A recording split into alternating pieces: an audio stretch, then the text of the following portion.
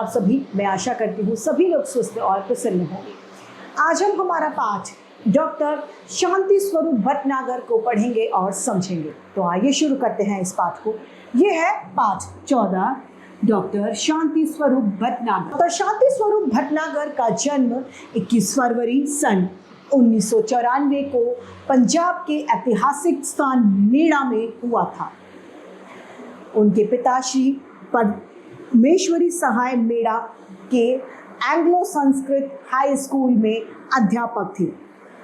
जब शांति स्वरूप केवल 8 महीने के नन्हे शिशु थे, तभी उनके पिता का निधन यानी मृत्यु हो गई थी।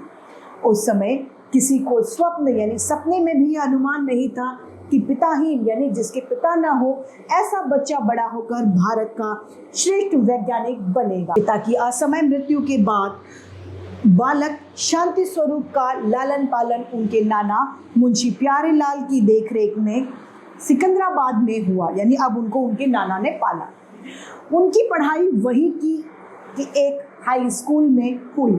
उसके बाद लाला रघुनाथ सहाय ने उन्हें अपने पास लाहौर बुला लिया। उन दिनों वे वहाँ के दयाल सिंह हाई स्कूल के हेडमास्टर थे। शांति स्वरूप बाल्यकाल से ही कुशाग्र यानी तेज बुद्धि के थे। वे अपने अध्यापकों से तरह तरह के प्रश्न पूछते रहते थे। 8वें दर्जे के शांति स्वरूप ने अपने योग्यता से सरकारी छात्रवृत्ति यानी जो फी कंसेक्शन होता है, छात्रवृत्ति वजीफा जिसे कह सकते हैं, वो प्राप्त की। बचपन से ही इन्हें विज्ञान में विशेष प्रेम था। तीव्र बुद्धि होने के कारण स्कूल के सभी परीक्षाएं शांति स्वरूप ने अच्छी श्रेणी से पास की थी। सन 1911 ईस्वी में उन्होंने पंजाब विश्वविद्यालय एंट्रेंस परीक्षा फर्स्ट क्लास यानी प्रथम श्रेणी से पास की, उत्तीर्ण की। उसी वर्ष उन्होंने दयाल सिंह कॉलेज में एडमिशन लिया, प्रवेश लिया। वहीं वे सुप्रसिद्ध वैज्ञानिक प्रोफेसर रुचिराम साहनी के संपर्क में आए। इससे शांति स्वरूप का विज्ञान प्रेम और ज़्यादा प्रगाढ़ यानी और ज़्यादा गहरा हो गया। सन 1912 ईस्वी में पंजाब विश्वविद्यालय ने डॉक्टर सर जगदीश चंद्र बासु को अपने अन्वेक्षण यानी अपनी जो खोज है उन पर व्याख्यान देने के लिए आमंत्रित यानी बुलाया गया। बासु महोदय प्रोफेसर रुचिराम साहनी के यहाँ ठहरे थे। प्रोफेसर साहनी ने डॉक्टर बासु की सहायता के लिए शांति स्वरूप को उनके पास भेजा। डॉक्टर बासु जन्मजात वैज्ञानिक और कलाकार थे। वे गुणों के पारखी थे, वो गुणों को परख लिया करते थे। उन्होंने शांति स्वरूप भटनागर को अपने काम के लिए उपयुक्त पाकर प्रदर्शन कार्य में सहायता देने की लिए चुन लिया।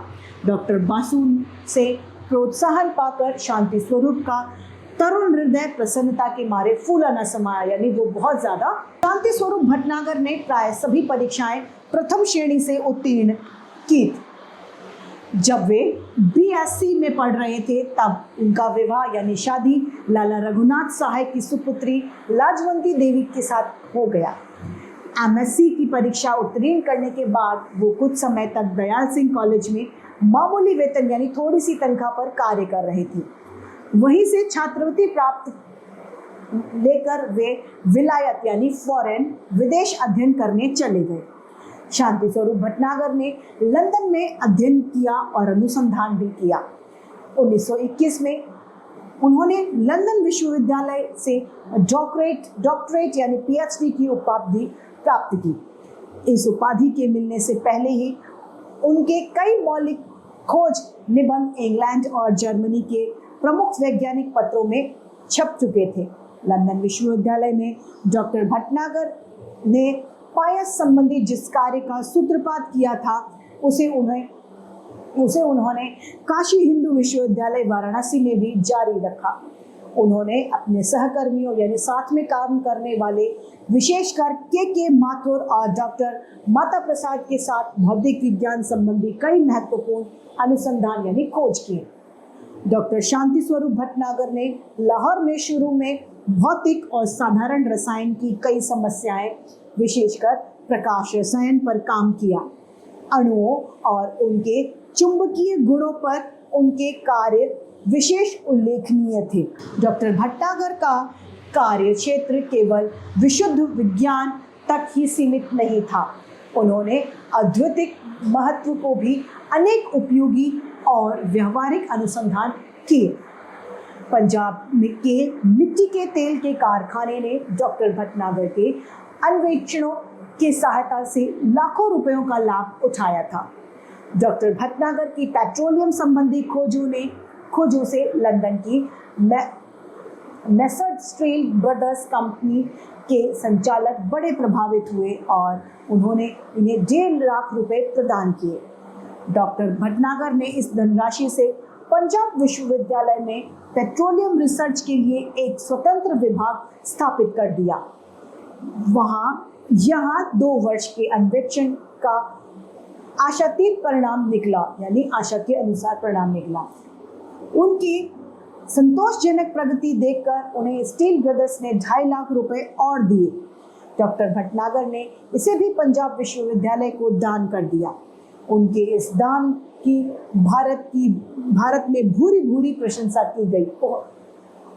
उन्होंने बिरला ब्रदर्स से मिलने वाले 21,000 रुपए भी पंजाब विश्वविद्यालय को ही दान दे दिए। यही नहीं, वे निजी आमदनी से भी अपने शिष्यों की आर्थिक सहायता कर दिया करते थे, यानी आर्थिक मदद अपने वो शिष्यों की करते थे। डॉक्टर भटनागर की प्रतिभा और असाधारण द्विता को आकर्षित होकर दूर दूर के विद्यार्थी उनके पास में शिक्षा ग्रहण करने के लिए आया करते थे। डॉक्टर भटनागर ने जो भी कोई महत्वपूर्ण अनुसंधान किए थे, इनसे भारत के उद्योग धंधों को बहुत प्रोत्साहन मिला था।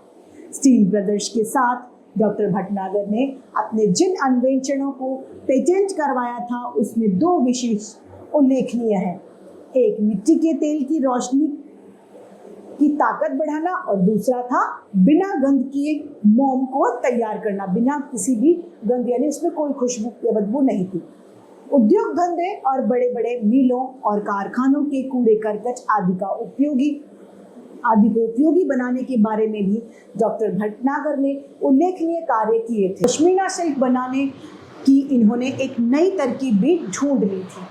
दिल्ली के सुविख्यात व्यापारी सर लाला श्रीराम ने इस विधि को पेटेंट अधिकार ले लिया। इसी प्रकार जूट से गूदड़ और बिलोनों के तेल से डॉक्टर भटनागर ने बेकेलाइट आदि कई उपयोगी वस्तु बनाने की विधियां यानी रीतियां मालूम करी। इसमें कांच के समान पारदर्शक प्लास्टिक, पारदर्शक यानी आर पार दिखने वाली प्लास्टिक विशेष उपयोगी सिद्ध हुए। वनस्पति तेलों के बारे में डॉक्टर भटनागर ने और बहुत से अनुसंधान किए। वनस्पति तेलों की सहायता से रेलगाड़ी की धुरियों को चिकनाने वाले एलिक्स ऑयल बनाने में भी बहुत सफलता मिली। वनस्पति तेल की गाद से डॉक्टर भटनागर ने रेजिन बनाने की तरकीब याद कर ली थी। लाइट और विद्युत अवरोधक यानी रोकने वाले पदार्थ बनाने में भी वो सफल रहे। साबुनों के रंग, सुगंध और स्थायी बनाने में भी डॉक्टर भटनागर के प्रयोग सिद्ध हुए थे। डॉक्टर भटनागर को अनेक व्यवसायियों, सरकारी अधिकारियों और अनेक विश्वविद्यालयों ने सम्मानित यानी सम्मान दिया गया था। भारतीय विज्ञान कांग्रेस में डॉक्टर भटनागर ने सक्रिय भाग लिया। इसके अलावा वे Indian Chemical Society, National Institute of Science, National Academy of Science, Indian Academy of Science आदि संस्थानों में के कार्यकलापों में सक्रियता से भाग लेते थे। वे करंट साइंस वैज्ञानिक पत्रिका के संस्थापक मंडल में भी थे। इंग्लैंड के अनेक प्रतिष्ठित वैज्ञानिक उनके रसायन संबंधी मौलिक कार्यों से बहुत प्रभावित हुए। उन्होंने पत्र लिखकर उनकी तारीफ की। डॉक्टर भटनागर एक श्रेष्ठ वैज्ञानिक होने के साथ साहित्य सेवा में भी रुचि रखते थे। डॉक्टर भटनागर ने चुंबकीय रसायन विषय पर अंग्रेजी में एक पुस्तक लिखी। उन्होंने विद्युत विज्ञान पर भी एक बहुत अच्छी पुस्तक जो थी उन्होंने वो प्रकाशित करवाई। भारत के इस महान वैज्ञानिक ने सन 1955 ईस्वी में अपनी जीवन लीला समाप्त की। उनकी याद को स्थायी बनाने के लिए वैज्ञानिक अनुसंधान कार्यों के लिए शांति पुरस्कार की स्थापना की गई थी। तो इसी के साथ हमारा ये पाठ भी समाप्त होता है और उम्मीद करती हूँ सभी को ये समझ में आया होगा। आज के लिए इतना ही, फिर मिलते हैं। धन्यवाद।